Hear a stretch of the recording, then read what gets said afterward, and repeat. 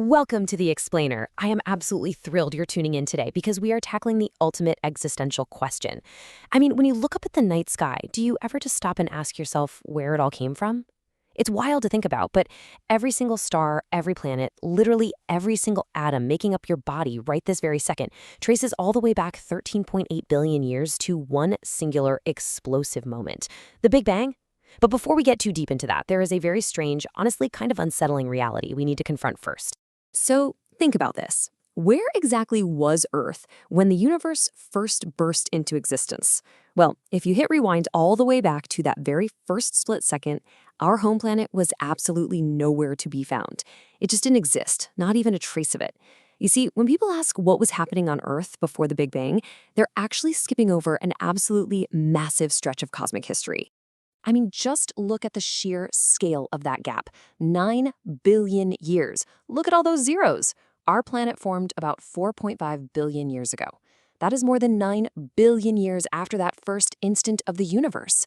That is an unimaginably vast stretch of time where Earth simply wasn't a thing.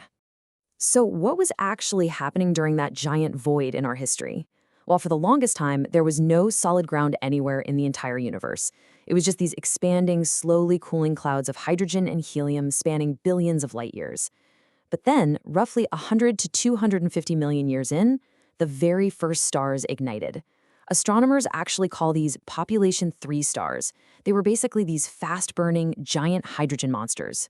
And when they eventually died and exploded, they acted like giant cosmic factories. They seeded all that empty space with heavier elements, things like carbon, oxygen, and iron, the exact ingredients needed for life.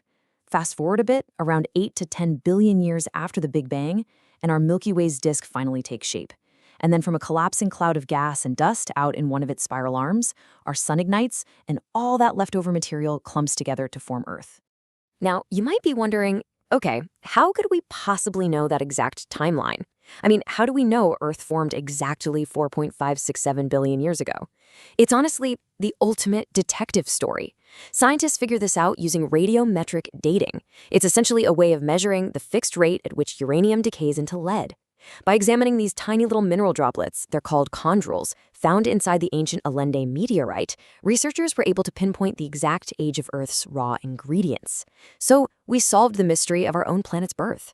But to solve the mystery of the universe itself, we had to dig way, way deeper. Section 1. Finding the clues. Tracing the universe backward. So if we can date space rocks to find Earth's age, how on earth did humanity figure out that the Big Bang happened in the first place? Well, the clues built up pretty fast once we started looking. It all really kicks off in 1915 with Albert Einstein publishing General Relativity, which defined gravity as the curvature of space and time. Then in 1927, this Belgian priest and physicist named Georges Lemaitre takes Einstein's equations and proposes something totally radical. He suggests the universe actually began from just one primeval atom. Just 2 years after that, Edwin Hubble is peering through a massive telescope at the Mount Wilson Observatory, and he observes that galaxies are actually moving away from us. And the farther away they are, the faster they're moving. The universe is expanding. So the really crucial takeaway here is this. If you run that expansion backward, almost like hitting rewind on a video, everything in the cosmos eventually has to converge on a single, incredibly dense point. But the actual smoking gun for all this? It came by total accident. Back in 1965, Arno Penzias and Robert Wilson were testing a highly sensitive radio antenna at Bell Labs in New Jersey, and they kept picking up this really faint, annoying background hiss.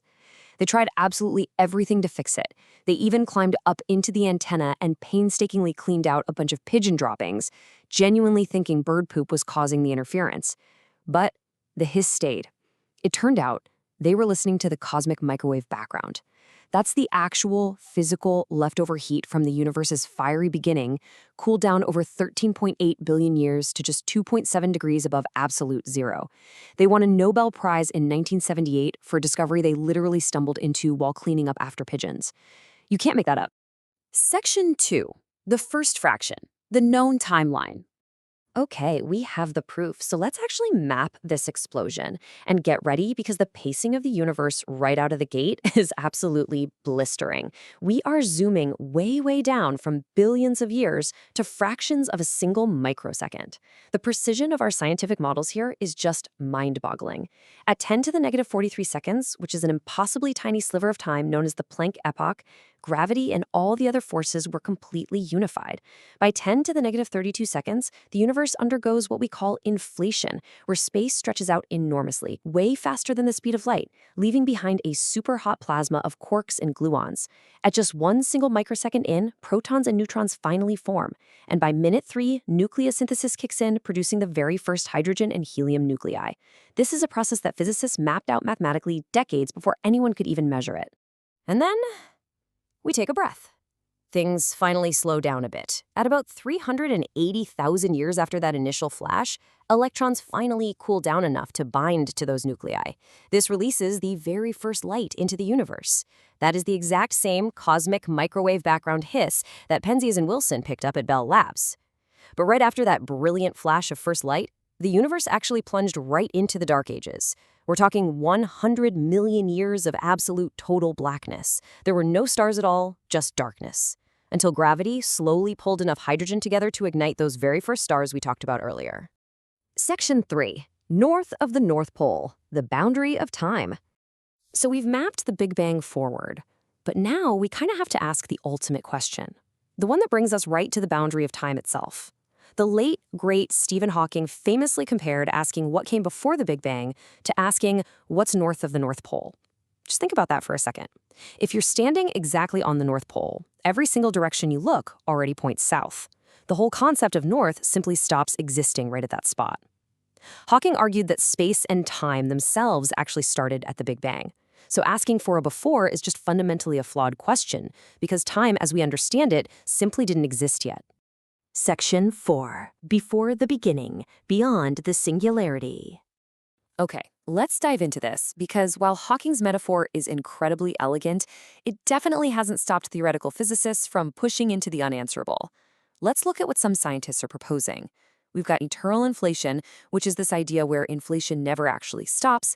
It just keeps generating countless bubble universes, meaning our universe is just one tiny bubble in this endless foam. Then there's conformal cyclic cosmology, where the cold, empty, remote future of one universe connects seamlessly to the fiery birth of the next, just eon after endless eon. Or how about the ekpyrotic model? This one sounds straight out of sci-fi. It imagines universes as these flat sheets floating in higher dimensions, and occasionally they collide with each other to release massive energy, triggering a new Big Bang. And finally, you have quantum tunneling, which suggests the universe quite literally jumped into existence from a state of absolute nothingness, relying entirely on the quirky, unpredictable math of quantum mechanics. And all of this actually brings us to a massive ongoing debate in physics. On one side, you have the standard model. It says that if you run the clock completely backward, you hit a singularity. That's an infinitely dense point where all our current laws of physics just completely break down. But on the other side, you have concepts like loop quantum cosmology. In this model, the universe doesn't actually collapse all the way down to zero. Instead, quantum gravity acts almost like a safety net.